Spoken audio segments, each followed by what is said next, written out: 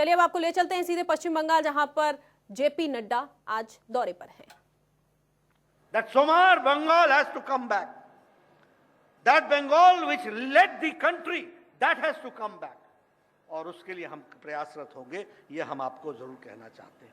उसी तरीके से अगर हम बात करें किसानों की, आज ये धरती यहाँ की जो इसकी उर्वरकता है, जो इसकी कैपेसिटी है, उसका उपयोग नहीं हो रहा है।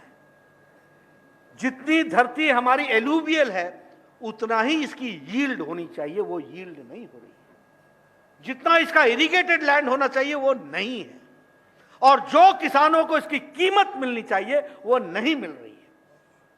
मित्रों, क्रॉप का सही दाम मिल सके किसानों को, इसके लिए हम प्रयासरत रहेंगे और ये हमारी कोशिश रहेगी कि हम इसको प्रयास करें।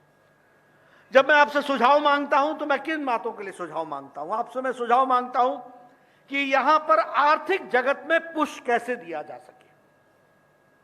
अगर ब्रिटिशर्स ने आकर के बंगाल को देखा कि this is an industrial town, this is an industrial area, यहां पर इंडस्ट्री का विकास की संभावनाएं हैं, उसके बाद जिस तरीके से इंडस्ट्री फ्लश की, जब आजादी मिली तो बंगाल इंडस्ट्रियल एरिया की दृष्टि से किस तरीके से आज बढ़ा था, और आज धीरे धीरे पिछले 60-70 सालों में एक एक इंडस्ट्रीज ने अपनी इन्वेस्टमेंट यहां से हटा ली। ये सूखा पड़ गया। हमको विचार करना पड़ेगा कि ये क्यों हुआ और इसको हम कैसे रिवाइव कर सकते हैं। और प्रधानमंत्री मोदी जी इस बात के लिए कटिबद्ध हैं कि पश्चिम अगर विकसित हुआ है तो पूर्व को भी पूरा विकास करना है और मुख्य धारा में शामिल करना है। इस बात के लिए हम कटिबद्ध हैं।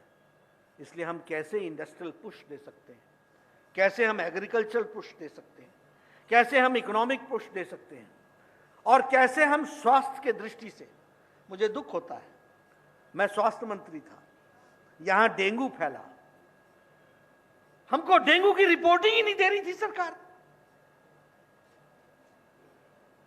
यहां लोग डेंगू से जाने गंवा रहे थे। मैं स्वास्थ्य मंत्री की दृष्टि से ममता जी से पूछता था, give me the reporting of dengue.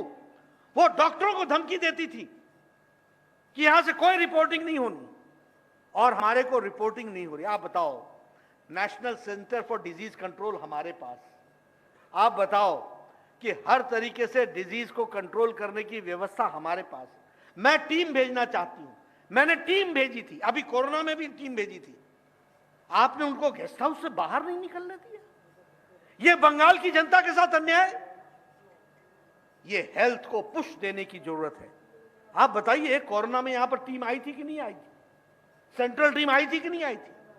आप बताइए, डेंगू के लिए यहां टीम हमने भेजी थी कि नहीं भेजी थी?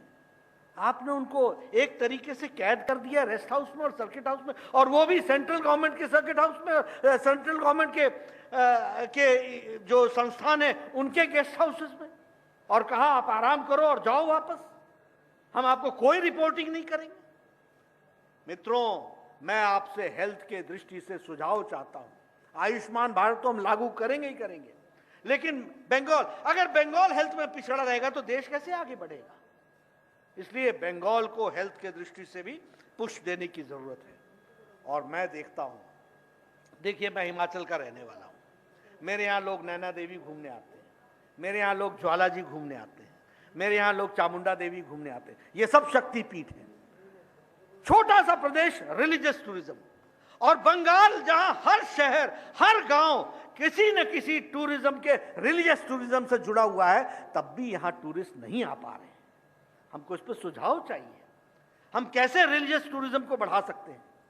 बंगाल में जिस तरीके का सांस्कृतिक और जिस तरीके का हमको यहां पर पूजा पद्धति की दृष्टि से जो दृष्टि मिली है, उसको हम कैसे बढ़ावा दे सकते हैं?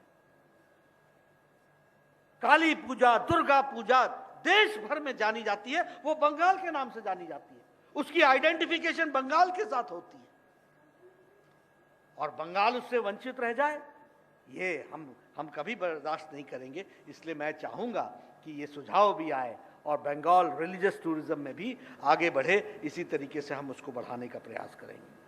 अब देखिए, चाय के बागान, आप बताइए, दुनिया में चाय के बागानों की दृष्टि से हम लोगों ने सारी चीजों को देखा है कि नहीं देखा है, और हमारा नाम है कि नहीं है।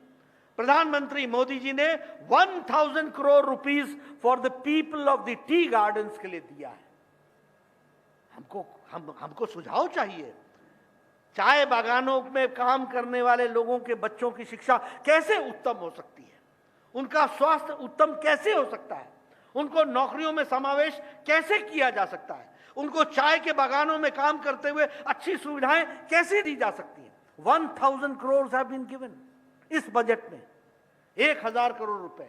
सुझाव चाहिए कि वह धरती पर कैसे लगे और कैसे वो कट मनी से बचे, इसकी भी हमको सुझाव चाहिए। ये भी हमको चिंता करने की जरूरत है। कैसे टोलाबाजी से बचे, इसकी भी हमको चिंता करनी चाहिए। इसके बारे में भी हमको बचाव करना चाहिए, और रास्ता आप ही बताएंगे, क्योंकि कट मनी आपको ही देना पड़ता है, उसको कट आप ही करेंगे। इस बात का भी हमको सुझाव चाहिए होगा। ये मैं आपसे जरूर शेयर करना चाहता हूं।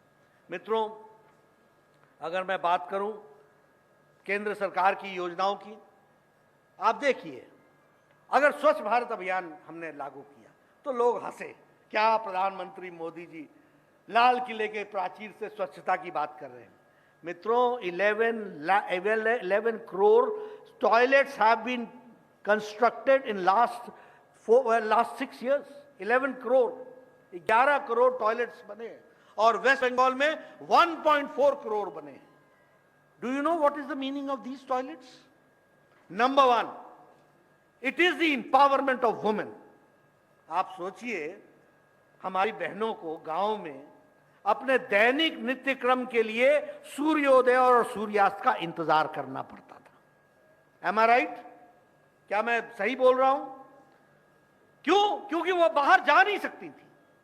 आप बताइए, 1 करोड़ 40 लाख टॉयलेट्स वेस्ट बंगाल में बने, 11 करोड़ देश में बने, और 11 करोड़ में अगर 1 करोड़ 40 लाख बंगाल का हिस्सा है, तो आप समझ सकते हैं कि महिलाओं के साथ कितना अन्याय हो रहा था। तो आप कोलकाता से बीजेपी अध्यक्ष जेपी नड्डा को सुन रहे थे, जो लगातार टीएमसी सरकार पर बरसते हुए नजर आए। साथ ही उन्होंने कहा, अब बंगाल भ्रष्टाचार मुक्त नजर आएगा और विकास युक्त नजर आएगा, और बंगाल में बीजेपी